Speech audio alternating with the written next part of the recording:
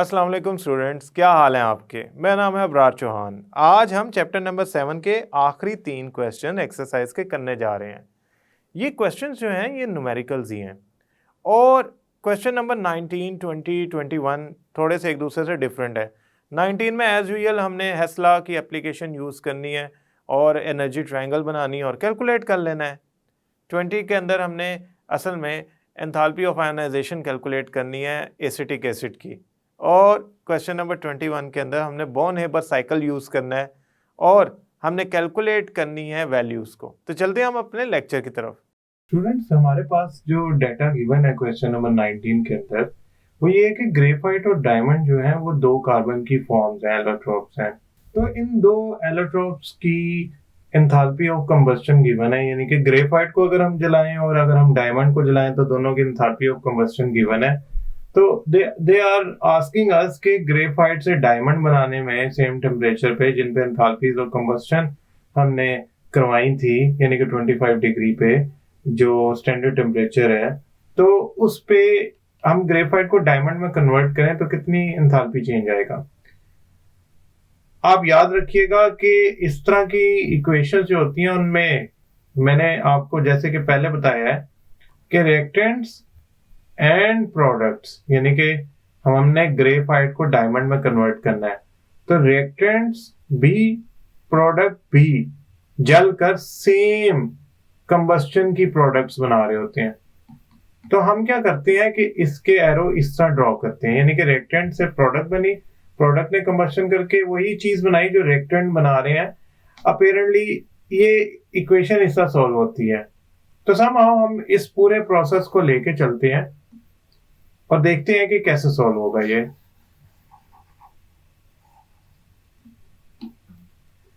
हमारी रिक्वायरमेंट ये है कि कार्बन ग्रेफाइट से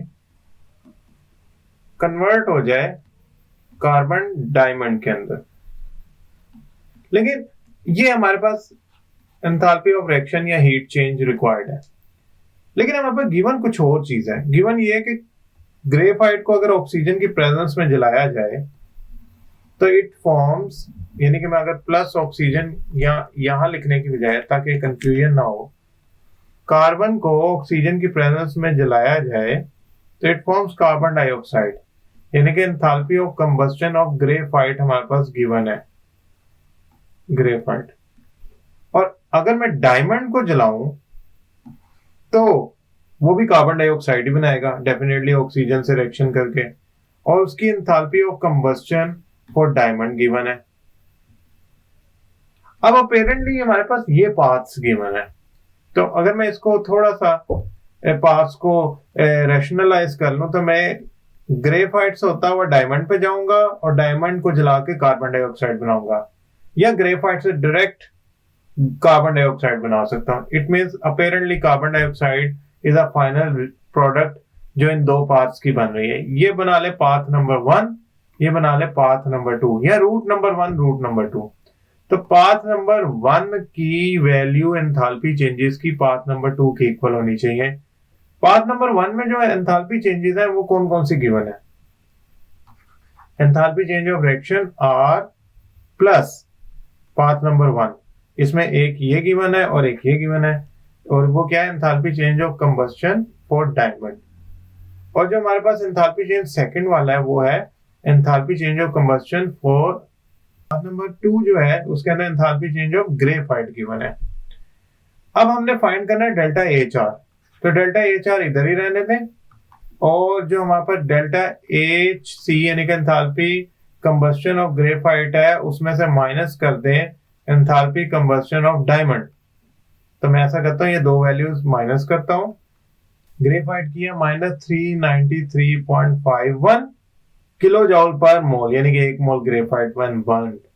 और जो enthalpy of combustion of diamond है that is actually minus value, ये रेड वाला माइनस है, ये रेड वाला, ये वाला रेड वाला ही माइनस है, और जो उसकी वैल्यू है वो है -395.41। तो अब जो मेरे पास आंसर आया वो आया 1.9 kilojoule per mole. Because these are values are in kilojoule, तो मैं यहाँ लिखने की बजाय फाइनल में लिख दिया। तो एंथैल्पी ऑफ रिएक्शन जो है वो आया 1.9 kilojoule per mole for graphite to convert into diamond. चूंकि ये दोनों कार्बन की फॉर्म है, लिहाजा मैंने इनको सी से शो किया, सिर्फ मैंने नीचे मेंशन कर दिया कि यहाँ G stand for graphite and यहाँ पे डायमंड, सी ऑफ डायमंड। तो इसके लिए जो एनर्जी चेंज चाहिए आपको वो 1.9 किलो जॉल पर मोल चाहिए, यानी कि 1 मोल ग्रेफाइट जब 1 मोल डायमंड में कन्वर्ट होगा तो 1.9 किलो जॉल जो एनर्जी है वो ये एब्जॉर्ब करेगा, क्योंकि ये प्लस का साइन है, इसके साथ माइनस का साइन ही रिलीज नहीं होगी। स्टूडेंट्स, अब हमारे पास क्वेश्चन नंबर 20 जो है वो एक ऐसा क्वेश्चन है जिसमें हमने एंथैल्पी ऑफ आयोनाइजेशन फाइंड करनी है एसिटिक एसिड यानी कि CH3COOH की। एंथैल्पी ऑफ आयोनाइजेशन फाइंड करने के लिए हमें हीट ऑफ न्यूट्रलाइजेशन गिवन है।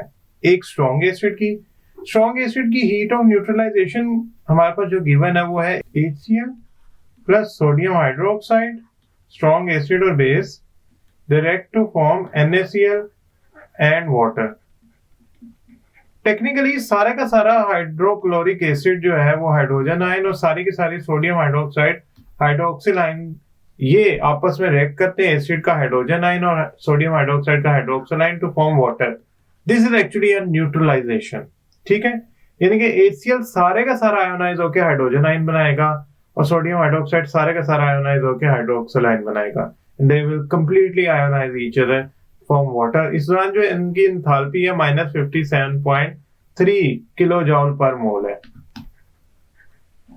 और जो मेरी एसिटिक एसिड की एंथैल्पी ऑफ रिएक्शन है यानी कि CH3COOH जब सोडियम हाइड्रोक्साइड से रिएक्ट करता है तो सॉल्ट एंड वाटर यानी कि जो बनाते हैं वो प्रोडक्ट होता है CH3COONA, यानी कि एसिड के हाइड्रोजन को मेटल ने डिस्प्लेस कर दिया और वो बेस के हाइड्रोक्सिल आयन के साथ मिलकर वाटर बना रहा है, तो उसकी वैल्यू है -55.2। ये कम है, इसका मतलब ये एक उतना स्ट्रॉन्ग एसिड नहीं है जितना के HCl है। जितनी वैल्यू ये कम होगी उतना एसिड वीक होगा। But we are not required the enthalpy of neutralisation analysis, we are required enthalpy of ionisation. देखें, कोई भी जो एसिड होता है ना, फॉर एग्जांपल CH3COOH एक एसिड है,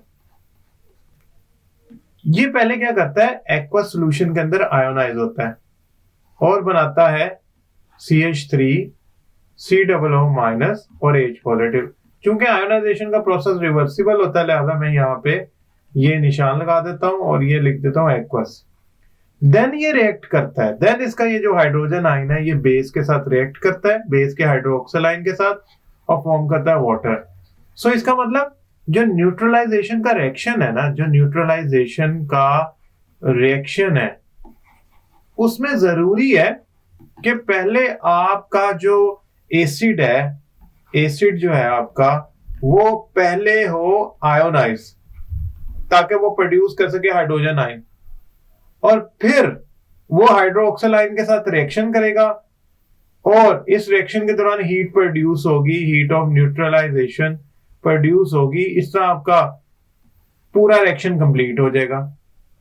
यानी कि पहले एसिड आयोनाइज होगा, देन उसके हाइड्रोजन आयन हाइड्रोक्सिल आयन से रिएक्ट करेंगे, तो ये जो रिएक्शन हो रहा होगा हाइड्रोजन आयन और हाइड्रोक्सिल आयन का, that would be estimated as the heat produced during a reaction। अगर मैं ये अज्यूम कर लूं कि मेरा एसिटिक एसिड कंप्लीटली आयोनाइज होता है, तो इसका मतलब जो उसकी आयोनाइजेशन है, एसिड की आयोनाइजेशन है, अच्छा खैर पहले हम इसे अज्यूम करने से पहले जरा इक्वेशन बना लेते हैं। देखें, enthalpy of reaction when acetic acid react with sodium hydroxide, उसमें पहले एसिटिक एसिड आयोनाइज होगा, फिर जो उसके हाइड्रोजन आयन हाइड्रोक्सिल आयन से मिलते हैं यानी कि न्यूट्रलाइजेशन होती है वो होगा।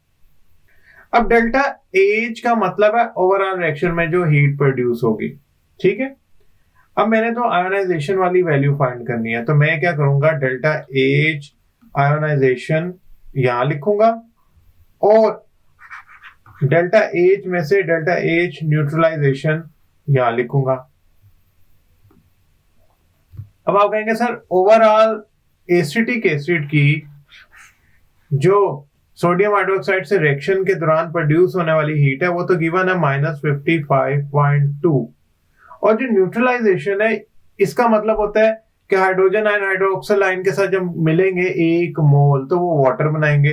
वो हमें स्ट्रॉन्ग एसिड की वैल्यू गिवन है, यानी कि स्ट्रॉन्ग एसिड चूंकि कंप्लीटली आयोनाइज होता है लिहाजा उसका 1 मोल एसिड हाइड्रोजन आयन 1 मोल प्रोड्यूस करेगा, तो वो न्यूट्रलाइजेशन की वैल्यू कहलाएगी। तो इसे माइनस करके यहां पे लिख देता हूं -57.3।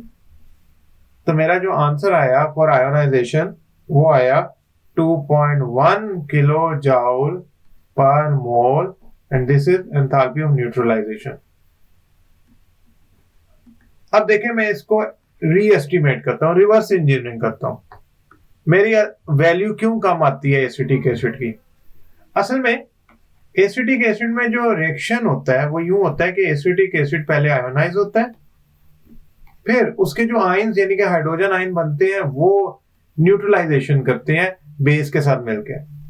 तो जब वो आयोनाइज होता है ना, तो आयोनाइज के दौरान वो 2.1 किलो जाउल एनर्जी एब्जॉर्ब करके आयोनाइज होगा, यानी कि इतनी एनर्जी एब्जॉर्ब करेगा, और फिर वो न्यूट्रलाइजेशन का रिएक्शन करेगा, यानी कि उसके 1 मोल हाइड्रोजन आयन 1 मोल हाइड्रोक्सिल आयन से मिलेंगे। तो यहाँ पे वैल्यू आएगी -57.3।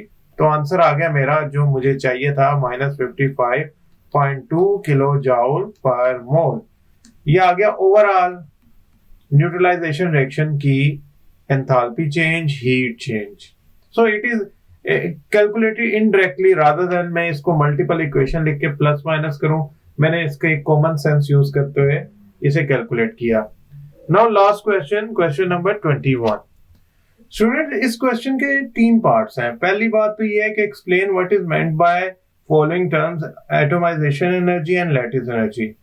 इन दोनों को मैं ऑलरेडी डिस्कस कर चुका हूं बोन हेबर साइकिल के अंदर, और एटमाइजेशन एनर्जी को मैं डिफरेंट हीट चेंजेस जो हमारे पास शॉर्ट क्वेश्चन के तौर पे आती हैं उस लेक्चर के अंदर डिस्कस कर चुका हूं। सो आई वुड सजेस्ट कि हम इसकी बजाय पार्ट बी और सी की तरफ चलते हैं। Draw complete fully labelled Born Haber cycle for the formation of potassium bromide. Okay, potassium bromide की फुली लेबल्ड डायग्राम बना लेते हैं। सबसे पहले let's start with the potassium bromide. Potassium solid form में ब्रोमीन के 1/2 मोल्स। अब 1/2 मोल्स का लिखने के लिए मैं थोड़ा ब्रोमीन को आगे करके लिख लेता हूं, से रिएक्ट करता है जैसा कि इक्वेशन हमारे पास गिवन है, and it forms potassium bromide. Now this is potassium bromide is form salt. ये कब बनता है? जब ब्रोमीन लिक्विड रिएक्ट करता है विद एक पोटेशियम सॉलिड फॉर्म में। अब एक तो बात ये है जो मेंशन किया है कि ये आपस में डायरेक्ट रिएक्ट करें और केबीआर बना लें, इसे कहेंगे एंथैल्पी ऑफ फॉर्मेशन।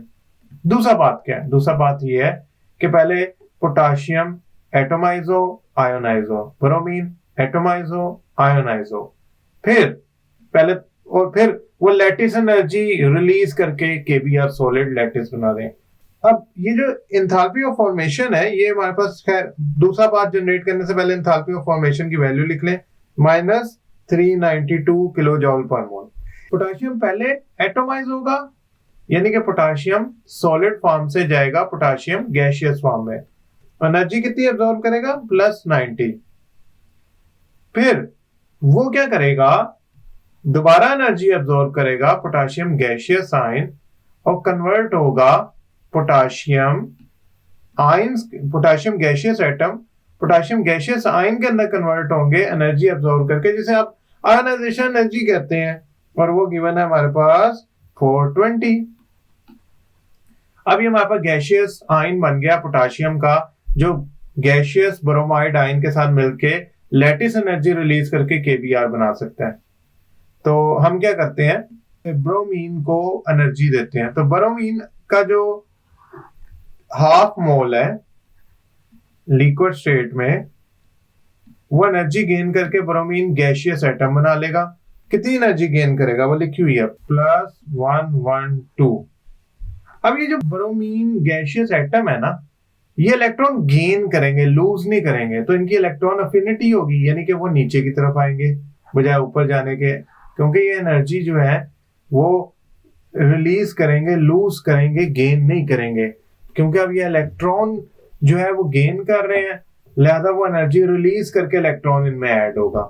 तो यहाँ पे हो गया bromine gaseous atom energy gain करके और इलेक्ट्रॉन गेन करके ब्रोमाइड गैशियस एटम में चेंज हो गया, और कितनी एनर्जी उसने रिलीज की -342 किलो जॉल। नाउ हमारे पास इस पॉइंट के ऊपर सोडियम आयन गैशियस में है और ब्रोमाइड आयन गैशियस में है, लिहाजा वो एनर्जी रिलीज करते हुए केबीआर सॉलिड बना लेंगे और ये कहलाएगी लैटिस एनर्जी। अब हमें लैटिस एनर्जी की वैल्यू रिक्वायर्ड है, तो हमारे पास पाथ कौन कौन से? हमारे पास एक पाथ है कि हम यहां से एंथैल्पी ऑफ फॉर्मेशन तक चले जाएं, सीधा सीधा पाथ 1। और दूसरा पाथ कौन सा है? दूसरा पाथ है हमारे पास, मैं जरा हाईलाइट कर देता हूं, कि हम पहले दोनों गैशियस आयंस बनाएं और फिर उन गैशियस आयन को रिएक्ट करवा के हम केबीआर सॉलिड बना लें। ये हो गया पाथ 2। तो path 1 should equal to path 2। Path 2 के अंदर हो क्या रहा है? पाथ 2 के अंदर दो काम हो रहे हैं। पहला काम ये हो रहा है कि जो हमारा पोटाशियम है उसको हम एटोमाइज कर रहे हैं। पोटाशियम को एटोमाइज करने के बाद पोटाशियम को आयनाइज कर रहे हैं, यानी कि आयनाइजेशन एनर्जी दे रहे हैं। प्लस हम ब्रोमीन लिक्विड को ब्रोमीन गैशियस स्टेट के एटम्स में कन्वर्ट कर रहे हैं, तो हम कहेंगे ब्रोमीन की एटोमाइजेशन है, प्लस ब्रोमीन की इलेक्ट्रॉन अफिनिटी है, यानी कि उसने जो इलेक्ट्रॉन गेन किया है, प्लस लैटिस एनर्जी। ये सारी चीजें जो है ना, देखें, पहले potassium atomise, potassium gaseous state, bromine gaseous state से आयन में कन्वर्ट हुआ, bromine atomise, bromine gaseous state से आयोनाइज हो गया, गैशियस आयन में कन्वर्ट हो गया, देन लैटिस एनर्जी। अब मैं ये सारी वैल्यूज 1 बाय 1 करके, बल्कि इन सारी वैल्यूज को मैं दूसरी तरफ ले जाता हूं, यानी कि P1 के साथ, P1 में क्या है? डेल्टा एच फॉर्मेशन, इसे माइनस कर देता हूं तो पीछे मेरे पास एंथैल्पी ऑफ लैटिस बच जाएगी। तो मैं ये इसको यहां पे लिखता हूं, delta H F minus delta H atomisation for potassium minus delta potassium ionisation energy minus delta bromine atomisation minus enthalpy electron affinity and heat change for electron affinity bromine. अब ये इक्वल आ गई लैटिस एनर्जी के। ये सारी values अब मैं mention कर देता हूं। फॉर्मेशन की वैल्यू क्या? -392। ये सारी वैल्यूज चूंकि पॉजिटिव है, ये 4, लिहाजा मैं इन वैल्यूज को इलेक्ट्रॉन अफिनिटी के अलावा, वो इलेक्ट्रॉन अफिनिटी नेगेटिव है तो मैं इनको डायरेक्ट लिख रहा हूं, -90, -420, -112, और ये जो हमारी है वैल्यू ये आएगी कि -342। ये आ गई लैटिस एनर्जी के। और इस तरीके से अगर आप लैटिस एनर्जी कैलकुलेट करेंगे कैलकुलेटर के जरिए, जो वैल्यू आएगी आपके पास वो आएगी -672 किलो जॉल पर मोल। यानी कि पोटाशियम ब्रोमाइड अगर आपस में मिलकर आयनिक कंपाउंड बनाया तो जो लैटिस एनर्जी उसके आयन रिलीज करती है -672 किलो जॉल पर मोल है।